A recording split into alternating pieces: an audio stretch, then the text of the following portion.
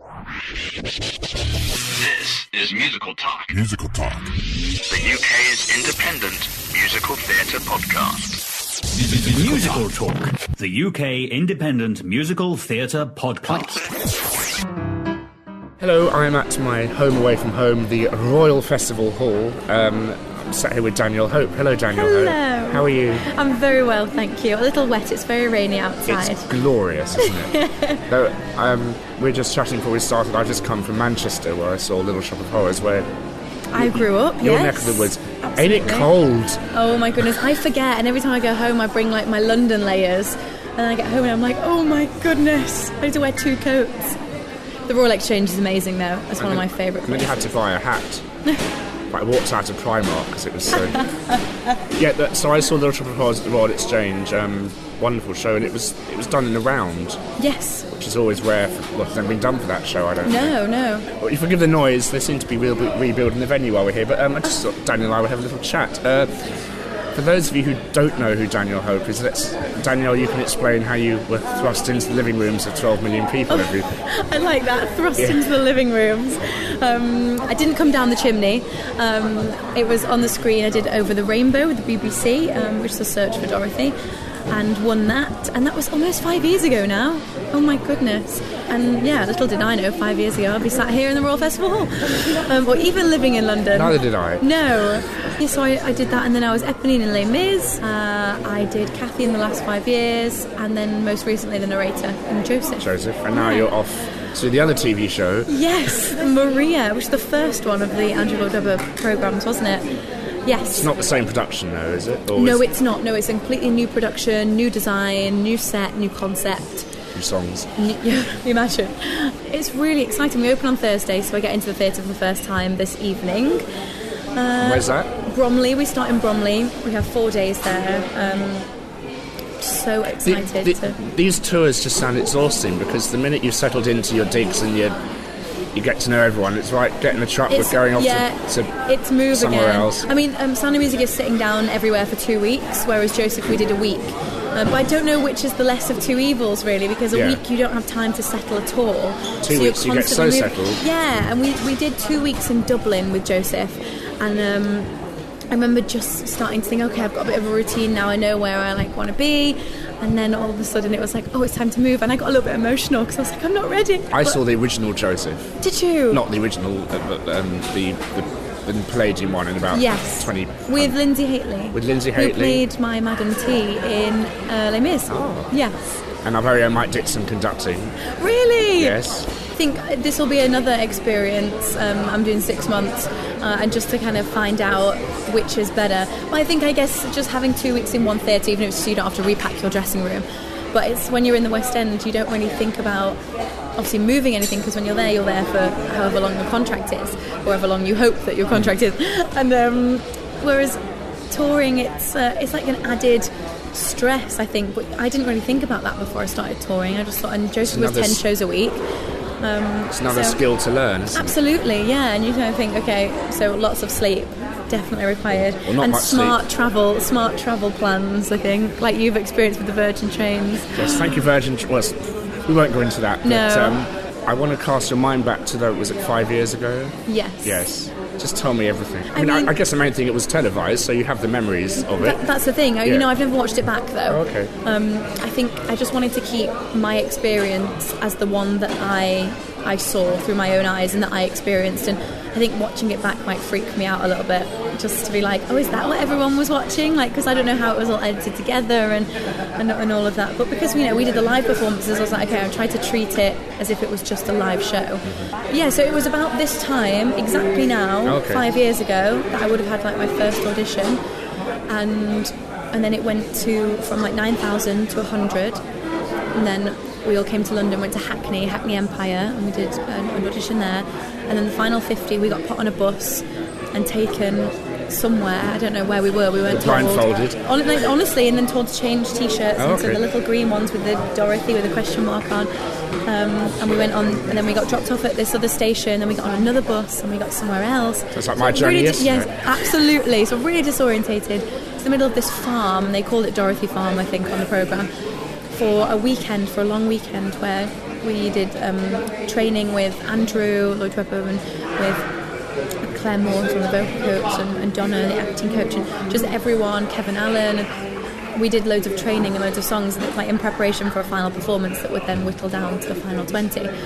And there just wasn't a moment to stop and actually like take any kind of stock. That's really interesting, because you think, I watched The Apprentice and I think... Oh, me too. Like, how can they get a phone call at 5 o'clock in the morning and saying you're leaving for Chiswick in half an hour, and they all look that good? I mean, you just think there's more going on here. But that's interesting how it really was as disorientating as you say. Absolutely. It's not kind of like Art Attack, here's one I made earlier. Yeah. Like, you know, it was definitely on the spot and on the go, and all the missions that we did every week, because I don't know if you remember, but there was like a mission every Wednesday we would film, and it would get put in the middle of the programme. And they were like full day events, so really we only had 2 days of rehearsal and prep for the final performance on the Saturday, and then you'd spend the whole day of the Friday, you know, teching, if you like, for that show. What was interesting was the way my brain and body worked, like during and after the programme, because all the information we took in so quickly was then disposed of instantly, and then new information, and it was funny then starting rehearsals for the actual show, The Wizard of Oz, and going through all that process and all that creativity and previews, and getting to press night and it feeling like the final, where you do it and then you discard everything, it's done. Whereas it was like press night, oh right, okay, now you have to maintain that level for the whole year. And again, that was something I'd never had to do. Like, you know, at school you do like a week or something in high school of shows. And because you were quite young, weren't you? Yeah, I was 17 on the programme, and then 18 by the time I came out. I had my 18th birthday on one of the live shows. So did that? I wonder if that beat out Emma Williams from. She was the youngest person to perform a lead role in Chitty Chitty Bang Bang. Oh, was she? I think at the time. I think she was 16 when she did that. Oh wow! Which is my goodness, really? You northern girls, you can just. Oh my god, I know. Blimey. It's a heck of a prize, isn't it, to play the most iconic, arguably one of the most iconic roles in ever, at the most iconic theatre ever, in a sort of new musical by the most iconic musical theatre composer ever. That wasn't in your mind, though, I'm guessing, or was it? No, just all of that was like, oh, and it's more in retrospect now that I look back and I think, oh my goodness, did I do all of those things with all of those people? And at the time it was just like, okay, just do your best, be really focused, work hard, learn this, do that, and I didn't ever stop to kind of sit back and like relish in it, which I think was a good thing though, because I just kept looking on and forward and trying to just take each day as it came, you know. But in retrospect now I think, wow, and like Michael Crawford is like another father to me, like, you know, he's a huge part of my life, and I am Ask so him to thankful. tell you about his EFX show from Las Vegas. His EFX show, okay, we've touched on it briefly, but I want to hear I saw a documentary about it, and this was back in the mid-90s, and it was the most expensive show of all time. It had 2 dragons in it, both $1 million each, having a fight with each other. I shall pick his brain next time I see him. It's so Vegas. Oh wow! But just so, yeah, and also just to add more amazingness to it, you're going to be with Michael Crawford playing the wizard. I know, like, what? I remember this is so funny. The first time I met him, we just had a little chat, and he gave me a pair of red slippers, like hotel slippers. He said, I've just come from somewhere, and these were in there, and I thought of you. And he gave them to me, and he'd signed them. And I was like, that's a strange present, but thank you. And it wasn't until about 3 months later that I realised ruby slippers, and they were red slippers, and that was the joke. And it took me about 3 months. I think I was in such shock of meeting him. I was like, in my head I was like, that's a really strange gift to give me, but okay, I'll just... So was this before you knew you were going to be with him in the show? Yes, like literally the first time meeting him. So it's like a clue. A clue! And I was like, oh... I thought you were going to say they were the real ruby slippers from the film. No, they were just like hotel slippers, but they were red, and it's still so funny. I've still got them, obviously. But yeah, just to wear the ruby slippers and walk on the Elric Road. And it was very brave of Andrew to not edit the score, but write more stuff. Add new music, absolutely. But I think it really worked, because there isn't actually that much music in The Wizard of Oz. And I think as an onstage musical, it was really craving that 11 o'clock number, especially the one that he wrote for Glinda and Dorothy. And I loved that. Which was in it, then it wasn't in it, and then... Oh yes, it was in and out, and at the interval sometimes we were like, is it in, is it out? We don't know, But that's the joy of theatre, isn't it? And so thank goodness it stayed in the end, because we loved it. And you got a beautiful cast recording out of it as well. Oh, yes. So you kind of won the dream. Absolutely, it was like a whole package. Did you sit there thinking, and I mean this in the politest possible way, how will it ever top this? Yes, it was.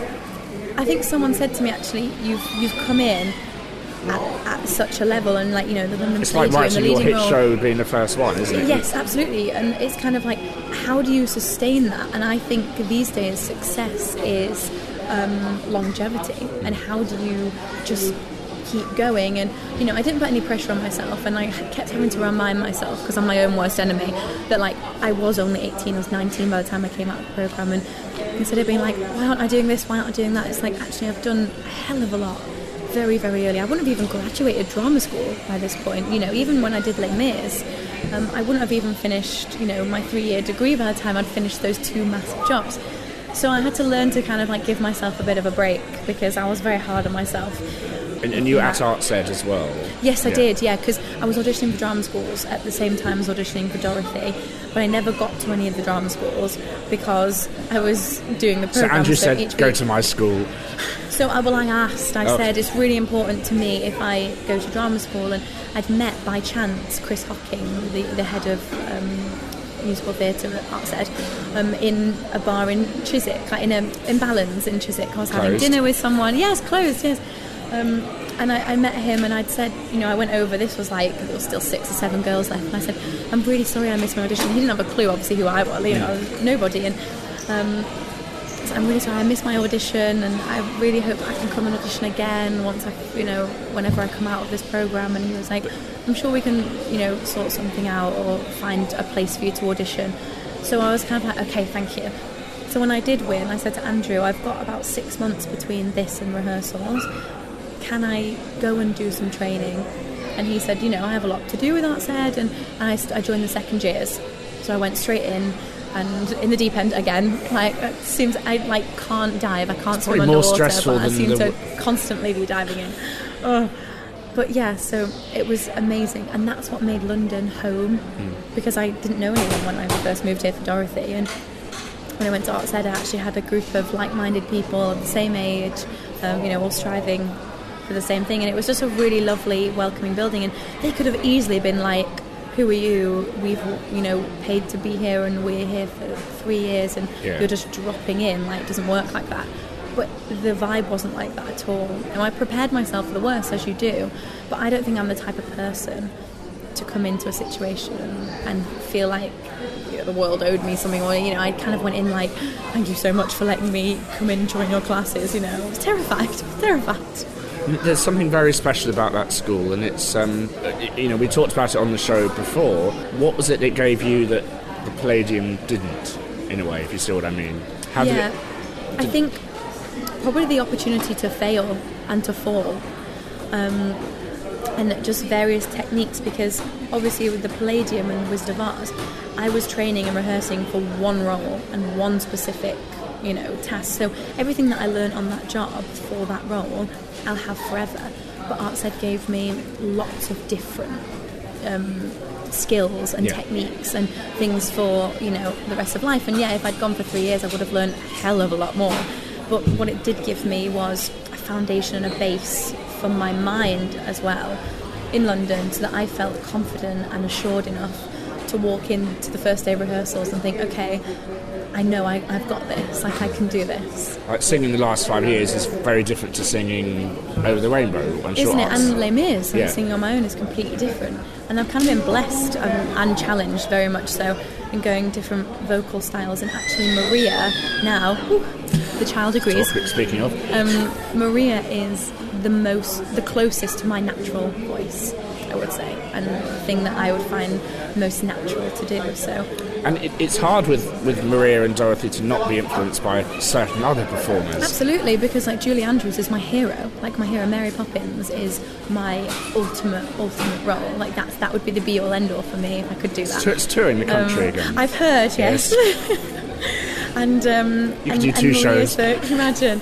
Oh, and Maria likewise, and she has such a beautiful transformation throughout the two acts. They're similar characters in a way, apart from the sternness. Yes. You know, they're haughty British nannies in a way. Yes, exactly. And I think this Maria will be my first womanhood kind of role, and it's kind of that transition into being a grown up, exactly, and given that responsibility, and you actually see Maria transform into the grown up throughout the show, which I think for me is perfect. But it's funny because I'm actually approaching it, the younger, youthful, more innocent, naive scenes I've actually found the most challenging, whereas the older side I found more natural, which is very bizarre.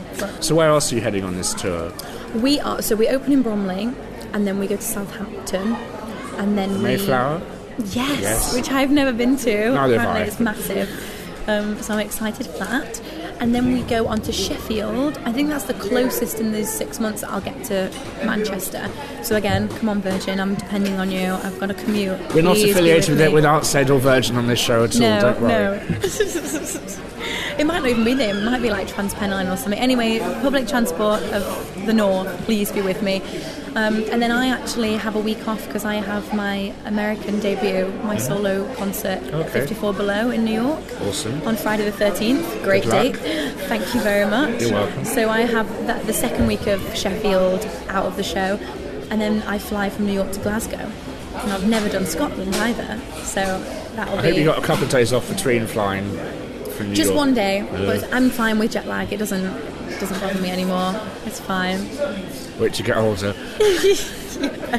It'll catch up with me. Yes. But so that's exciting. So we're doing Scotland, we're doing Belfast and Dublin, Bristol.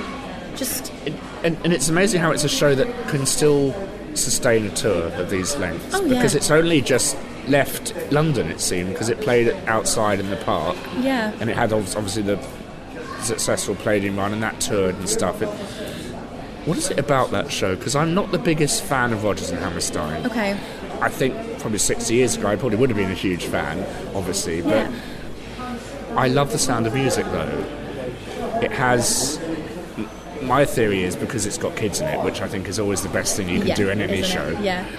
But you obviously know the piece, you come at it from a different angle than I have, so what's your theory as to why it's so sustainable? I think this about many shows that are still, in the West End or and long running. In the canon. Is it comes from truth, and this is a real part of history. This is a real family, and yes, it's romanticised and it's glorified with music and beautiful sets. War.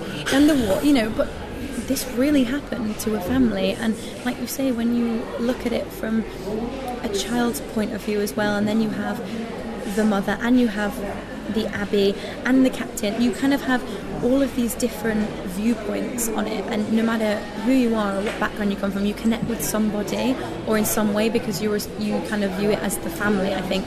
And as well with everyone's connection, like the Wizard of Oz, I had the exact same kind of conversations when doing that. Which isn't based on fact. No, I wish MLT existed. But in terms of the family connection, the childhood, the films are so well known, and it's such a huge part of people's lives that I think it's a familiarity with it, and people it takes them back to wherever that film or that story took them. I have to say, when Wizard of Oz was opening, I was on a bus with the lovely 94 bus. I think going to see the Wizard of Oz, and there were people behind me saying, "Oh, do you know they've done a prequel to Wicked?" Oh my goodness! Oh my goodness! So that sums up everything that's wrong in the world, I think. Yes. Oh wow. Yes. That's so funny. I'll just leave that with you for... Thank you, I'll take that one away with me. I presume you've seen Wicked, you think, no, it's not how it happened. I have. And you see Wizard of Oz, think, no, that's not what really happened. It shows the power of the Wizard of Oz as well as... It really does. We'll have a prequel to The Sound of Music soon. Could you imagine? No. Before the Abbey.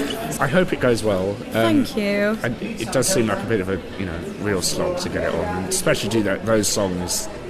Oh yeah, every night. and we put it together in like 2.5 weeks, and I'm really, really like proud of it. And I'm in no way have any ownership over the role. I'm just carrying the baton until the next person takes it. And I've had that with a lot of the roles I've done, because I've Dorothy, and just it's like you're looking after it. Eponine, so many people who've done it before you and people who will continue to do it, and you just got to kind of go in and do your spin on it and have a good time.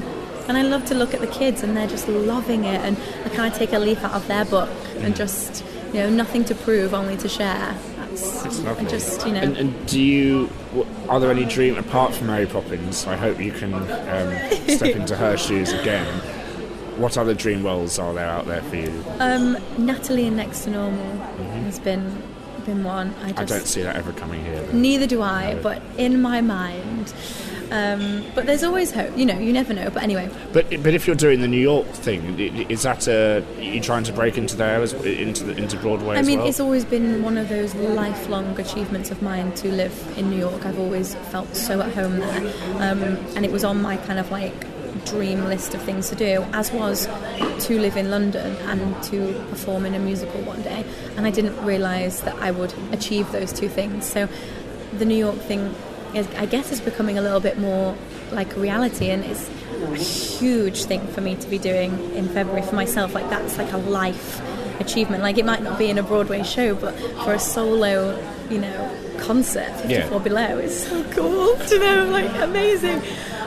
So yeah, that would be something definitely for the future. I'd love to go and work over there. I really would. Do you think inherently there's a difference between going to the theatre in New York and going to the theatre as an audience member in London? Because I much prefer it in London. Do you? It's much more relaxed here. I do get it's much more relaxed because I think you're herded in New York. Well, we have the front of house space, don't we? Yeah. Because our theatres are so old, whereas theirs aren't as old as ours, and they don't have any like box office front of house space. No. You like queue around the building, but I guess for me it's like a grass is greener thing. Like I always like my American friends like, oh my god, London, the West End, and I'm like Broadway. It just feels it's exactly the same, but it just feels, I don't know, more magical. Yeah, but then it's just because London is like home, isn't it, of theatre? But I think I was walking around the West End when I get back from the Joseph tour. I'd not been in central London for a while, and I was so inspired because I saw so many different shows. And like the Scottsdale Boys had come in, Memphis had come in, Maiden Dagenham had come in, as well as our staples with the Phantom and the Les Mis, and Saigon was there. And I was just like, this is really exciting. Like, and even if things don't run for 30 years, they're still getting on and up, and that was so exciting to me because I think that's the thing with Broadway is I always go and there's always something different on. And I just came into the West End and I was like, this is amazing. Like, new things are getting a chance. And that's... Well, things in America are getting a chance. Yes. It's a bit of a sad state for British writing, but I think Maiden Dagenham is good, and I hope that keeps open because that is it's a very refreshing show. What is gratifying is that Matilda's made its money back on Broadway, which is amazing. Yes. To go there and see that, and Australia and the US tour and stuff, and I just wonder what the next big thing will be. Hopefully, Mary Poppins will make its comeback to London where she belongs. Wouldn't that be a dream? That would be absolutely lovely. Wouldn't it? Oh. So keep an eye out open for that casting because it's certainly a role I could see you doing. Oh, it just every nanny in the world you can go and play. Yeah. All the nannies come to me. Oh. And we hope that we can have a chat soon and have I hope so. Have a lovely time in New York. Thank you very much. Thank you. Do you have any plans to see any shows there, or are you just there? I have a week there, but I've got to do a lot of rehearsals because I won't have rehearsed with the band or anything until I get there. But my dad's coming over, my sister. While I'm flying them, they're coming over to watch the concert, and they've never been to New York before. Okay. I'm so excited. Has Andrew put them on his jet? No, he has not. I've done it. Put them on your jet. I wish. My jet in the shape of a British Airways plane. Yes. Lovely. Do try and see some stuff there. Yes. No, I will. February's always quite good as well because a lot of things are previewing, aren't they? And have a lovely time. And we'll speak to you soon, Danielle. Yes. Thank you very much. much.